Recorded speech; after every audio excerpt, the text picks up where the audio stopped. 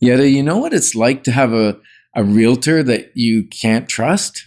I don't. It's like having a cell phone with absolutely no service. All you can do is play games. Moving forward with the Dekker Team. Moving forward together with the Dekker Team. So we are honored that for over 30 years, we've been able to come alongside you, not only selling, buying, and investing in real estate over 3,117 times, coming alongside you to make the most of your fun, your faith, your finances, and even strengthen, heal, and flourish inside relationship. And so what we want to discover today, how designated agency can actually increase trust with your realtor or with any realtor. Yeah, and I think it's important to know that this is another major change in the real estate, the Trust in Real Estate Services Act. And that is the allowing of us to have designated agency as opposed to common law agency. And you might be going, what in the world is he talking about? Because this stuff has already, in the terms common law agency, and that we didn't have designated agency, has already been part of our language since 1994. Yeah. Right? And so this isn't new, and yet it will probably sound new. Well, it is new. Well, because common law agency is the way it worked, and it still can work, is your agent can represent you on behalf of the brokerage. That's common law. So you are represented by the brokerage and every agent in it. Designated agency says, I designate you, Yetta Dekker, to be my agent. The brokerage still has oversight, but like in our brokerage, there's another 109 agents. Those 109 agents will not represent you. Unless you choose. Only Yetta will. Right. Or any other designate. So you can have more than one, but the whole brokerage isn't. Now, the beauty of that is, like you say, for teams, right? Right. Well, you get to choose now. So we don't want to add confusion. We want to add clarity. Because when you have clarity, it's easier to trust. When there's confusion and chaos, which is often what has happened over the last 20 years. Is it 20 or is it 30? When was 94? 30 oh my years, goodness, honey. that's 30 years ago. Okay. So for 30 years, there's been confusion here, but for many, right? Well, there was more many. confusion before that. Oh, before that, it was Mass absolutely, confusion. yeah, crazy. So it was a helpful thing in 94 and just didn't take us far enough. So we could still have common law agency existing today. Yes. Unless you choose, here's where choice comes in again. You get to choose if you want it designated or not. And you can designate more than one person. So you can designate Ken Dekker and Yetta Dekker to collectively represent you on your real estate transaction. Now, the beauty with teams, which is what Ken was alluding to, is for years now, I have generally, and Ken hasn't, generally shown the property to prospective buyers if we had the listing. And that was to offer a level of separation. It didn't change the legal understanding of common agency, right? But what it did is that if you don't have the information, you can't give the information. So that was part of the reason for offering that separation.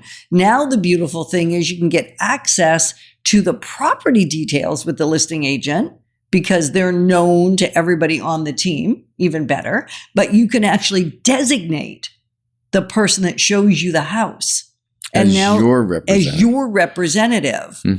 Right? That was the problem because there was a lot of multiple representation where a buyer would see it through the listing agent or through one of their team members. And then when it came to do the offer, we were going, we represent the buyer, we represent the seller. Yeah. We had to change hats and it was a messy thing. We had to mediate instead of negotiate.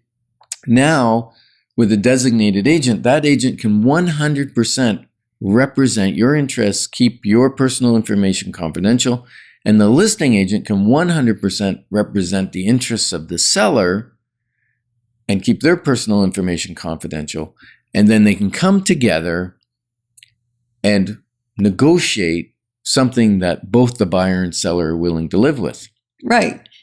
And I know it may sound similar. So if you're saying, I got questions, boy, do I have questions. You two have just muddied the waters for me. Then the first thing you want to do is send us an email together at dekkerteam.com and just say, guide, please. That will help, because then you can read and unpack, I guess, what we're sharing right now. And then if you still have questions, we can hop on a clarity call, because clarity calls are not just for when you're ready to make a move. They're where you have questions, where you have concerns, where you want to be able to establish how you're going to do things when the time comes. Because when you have to make a decision in the moment, there's too many other things coming at you. Right. And speaking of multiple rep, remember we said this designated agency is going to help reduce, but not totally eliminate, but it will help to reduce multiple rep. And the difference with the Act now is, in the past, you agreed to the possibility of multiple rep when you signed your buyer agency or when you signed your listing agreement.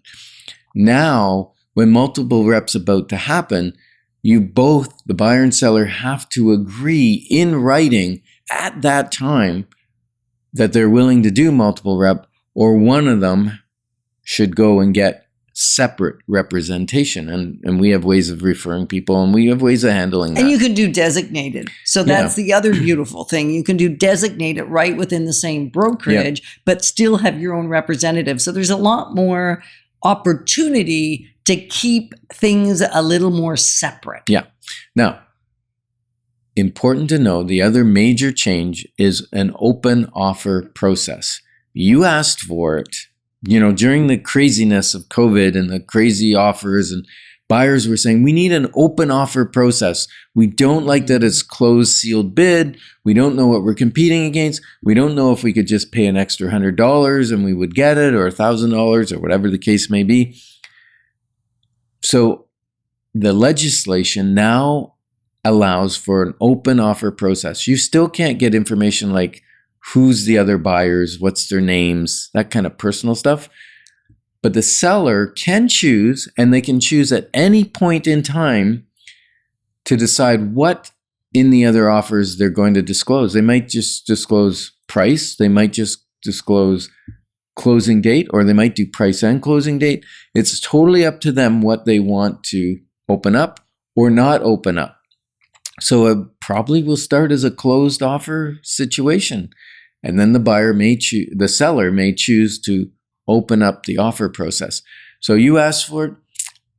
I don't think buyers are going to love the open offer process. I really don't. It's going to happen sometimes, and maybe they're not going to love it because it's not going to happen when you want it to happen. Because you can't, as a buyer, you can't actually force it. It's the seller that determines whether it's going to be open or not, and when it's going to be open or not. And they can change their mind at any time, as long as they do it in writing to their realtor. So it's going to be a bit of a tricky wicket, but we can guide you through it because we know the ins and outs of it. Yeah. So the bottom line, Yetta, if you don't trust your realtor, find another one that you do. And we're grateful that you've joined us on Life's Inside Track, because when we move forward together we got this. Moving forward with the Dekker Team. Moving forward.